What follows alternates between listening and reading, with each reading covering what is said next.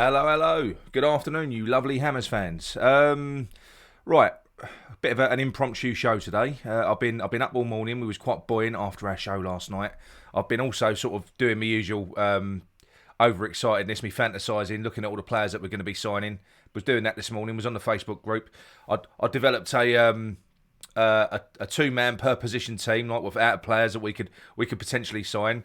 And then you can all thank Stel for this because Stelios sent me through an article that had been written. It was taken from the Standard, and it reads: the Hammers boss appears to have changed track on the summer transfer window, saying that he will try to add to his squad this summer. As in quotes, he said, "We will try to add to the squad if we can, but we've got a really good team at the moment." No, David, no. Now look, I know I might be overreacting. I know he's a very smart man. He's not going to go out there sort of broadcasting that he's got loads of money to spend. I know that he's not going to do that. But these messages are very similar, almost identical to the messages that we got back in January, where it felt like our expectations were kind of, being sort of lowered down and aligned. You can't do that. You can't do that in this window, Moisey. Unfortunately, we're not easily fooled, us West Ham fans, and we can smell a rat. And the thing is, I'm certain, because you would think with the amount of players we've got going out the door, I'm certain that we're going to have a good transfer window. We know that there's money to spend. David Moyes said as much. He said the money I haven't spent in January, I'm going to have in the summer. So we know that we've got the money from Europa as well. We've got the investment from Kretinsky. Now, there are no excuses in this window to not invest. And as much as on the show that we did last night on Stel's channel, on the late show on the West Ham Voice, go and check that out. Really good show actually. We kind of discussed that, and we was almost taking the angle. We was all very disappointed with January, but was David Moyes proved right? He wasn't proved right. We didn't do as well as what we've done this year because we didn't reinforce in January when we needed to. We've done well this year in spite of that. It's remarkable what David Moyes and this small group of players has achieved, with the constraints, with the fact that they've been running to the ground like this, anyone that can suggest that we wouldn't have been better off bringing players in is just crazy. So we can't not have another viable left back. Cresswell, I love Cresswell, but we've been in desperate need for a left back for a long time now. We need that player. We can't, as much as I love Antonio, we can't go into next season with Antonio up front. We can't be. At least we need to have another option. We need that. We've got all these players that are going out the door as well. I can't believe that. It's now I'm talking about it. I feel stupid, but that is what I've read. Those were David Moyes' quotes, and like I say, that's exactly the same type of thing that we were reading back in late December, all the way through January. That is the type of stuff that we was reading, these little pearls of wisdom that David Moyes was dropping when he was getting quizzed by journalists asking him tricky questions, and they weren't unfair questions. He should have been, quizzed on that because we were flying in December. We started to tail off because we lost Ogbono, we lost Zuma, and then it became very, very clear very quickly that our squad was dangerously thin, and we needed numbers. And as it's all materialised and it's panned out, it's all fine, it's all good. Like I say, we've enjoyed a great season. Could it have been better? Yeah. Could it have been worse? Yes. But nonetheless, this is fantastic. We've secured European football next year in some form or another. It's progress. We've done really well. But I will put it down to the fact that I think we've got away with it, as opposed to it was a stroke of genius from David Moyes, because I don't think it was a stroke of genius not signing a player in January. I really don't.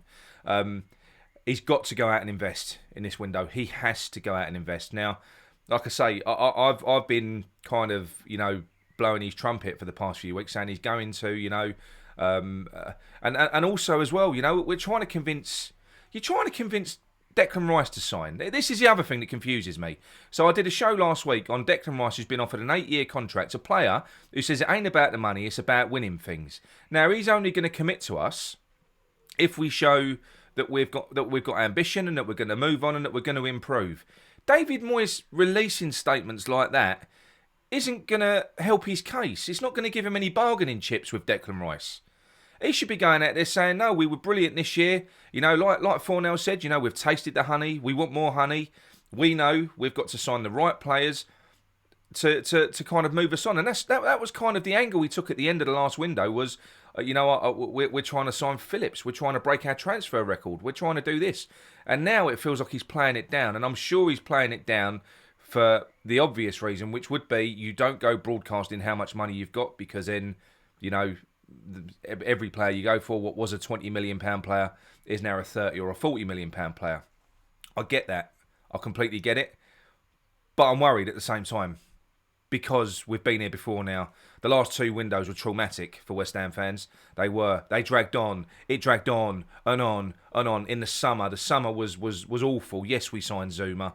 But, you know, the Vlasic signing was a panic signing. The Krell signing was a joke. We were panicked in January because we didn't recruit well enough in the summer. You know, we can't be leaving it till the last minute. He can't do that. I know Man City are a different prospect, you know, completely, but they've just announced Haaland. You know, Haaland's over the line. Now the window ain't even open yet. You can queue these transfers up. You can get all of the agreements in place. It can be done. And what I really don't want to happen, because what really, really pissed me off in the summer last year was, I know David Moyes was he was having to sign his contract and everything else, and he was probably playing hardball, but going on a holiday, you know, for a month, it felt like about a month, 6 weeks after the season had ended. I mean, if he does that this season, he can't go on holiday this year until he signs some players. I am sorry, because we've got about 8 weeks until it's pre-season again. So if David Moyes needs a break, which I'm sure he does, because like all the players do, David Moyes has got to get his transfer business done first. Get that done first. Have 2 to 4 weeks, get all of the big deals done, then go and put your feet up. Go and have a break. Please, God, don't let this one drag on. I'm begging you. As you can see, I'm starting to panic already. You know, I didn't need to read that this morning. I'm pretty sure I'm not the only one that reacts like that when I see these things from David Moyes. But I am a little bit concerned. I'm a little bit concerned with the situation now. I don't think he needs to do it. I don't think he needs to say that. I just think all David Moyes needs to say is, yeah, we've done really well this year, but we're competing now in the top end of the table. You know, we have got a small squad. We do need to increase on quality in certain areas. We are going to do all we can to improve the team to go again next season. That's all he's got to say. He ain't got to come out and say, oh, well, yeah, you know, my team's all right, to be honest. It's all right. We'll add a few players if we can find them, but it's really difficult, isn't it, I suppose, to, because you can only buy players that are better what you've got. I mean, are we going to start hearing that again? I just kind of... He doesn't have to take that angle. You know, it's for me, I'm talking for me personally, I find these transfer windows torturous under David Moyes. Absolutely torturous. Nothing really seems to happen until the last week. You know, when you get linked with a player, it drags on and on and on, like because of all these little negotiations they have to do, and it goes back and forth. You remember the Milinkovic-Zuma debacle? You know, that felt like it went on for about 6 weeks. I mean, why can other clubs just get, you know, you get linked, players signed? In a sense, that happened with Vlasic. He just turned up. So David Moyes has had so long now. He's had so long to draw up a list of targets. Now, you don't just draw up a wish list when you are in David Moyes' position. You should have been going out, putting feelers out to establish whether they are feasible targets. So you don't go, yeah, I want Darwin Núñez. For him to even be on your list, you've got to have engaged with the agent, with the club, to establish whether or not it's even feasible, whether or not that player wants to relocate from that country to come to the UK, whether he would consider playing for a team in the Europa League as opposed to in the Champions League. Otherwise, you don't waste your breath, you don't waste your energy, you move on to someone else. So I would imagine that all of that has been done, all of that due diligence, because that is the actual fucking due diligence that you have to do to make sure the players that you're going after, there's any point in going after them. Because if there's not, then don't waste your breath on them, don't waste your energy on them. Lingard, I'd have him back. But if he after the last few windows, Jesse Lingard, I'd give him one more chance. That's it. One more chance. I'll go to him and say, Lingard, we want you back in, but we've got a list of other targets now that we're going to move on. We ain't going to waste any more time on this because we can't risk it. So we're going to give you one chance to sign. Do you want to sign? Yes or no? And if he divers, then we move on. He's done. Let him go to Newcastle. It's fine. We've got to get players over the line in this window. We have, and I appreciate I'm ranting, and I appreciate I'm a little bit panicky, but I just thought I'd put this little video out there because, like I say, I'm not too sure that any of you want. I didn't want to be made aware of it this morning, so like I say, you can blame Stell, but yeah, it is a bit concerning, but I'm sure it's just smoke and mirrors. I'm sure it's all part of the nonsense games that David Moyes plays, where he likes to keep his cards close to his chest. I'm sure we've got nothing to worry about, but if we can't have that again.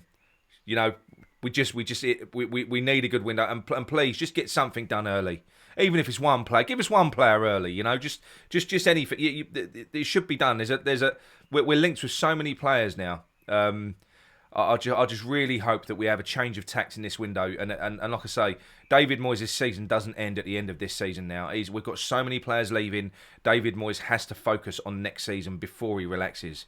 You know, and that focus has to be on new recruits. It's got to be. It's got to be bringing players in. You know, I understand he needs a break, but like I say, you've got about 8 weeks. So I don't want to see fucking David Moyes in Benidorm for 4 weeks while everyone else is signing players. And all of our players that are leaving are going, because we've got about 6 or 7 that are going. You know, Fredericks ain't going to be renewed. Apparently, we're looking to offload Masuaku. Noble's gone, as we know. Krau, he's not going to be here. Vlasic, I would imagine they're going to try and sell and recoup some money on Vlasic because it just ain't worked out. So there's no point keeping him for another year because he just ain't good enough. There's a whole raft of players. You know, the goalkeeper thing's got to get fixed. They've got to sort that. You know, Fabianski, I've got no problem with him staying for another year, but he's got to be a backup. So Areola, as far as I'm concerned, they've got to pay whatever it is to get that deal done. There's been some really promising developments on that we'll talk about next week, and it looks as though the Areola deal is more or less done. But like I say, we'll talk about that a little bit more next week. So that's one good thing, you know. Although that doesn't really feel like a new signing because we've already got bloody Areola, but it does need to be sorted. We need that over the line. So yeah, I just bit of a different video. I suppose giving you a bit of an insight into my like I say, I've been really up and positive this morning, and I read that, and I didn't need that, but yeah. Anyway, that's all I have to say on the matter. So like I say, I'm not scaremongering. I refuse to believe that David Moyes is going to take that tact. I refuse to believe it. But what I will say is, if that is what happens, I will refuse to accept it. I will not accept that. That's bullshit. We need players in this window. Okay? Right, that's me done. Enjoy your weekend, people. Ta-da.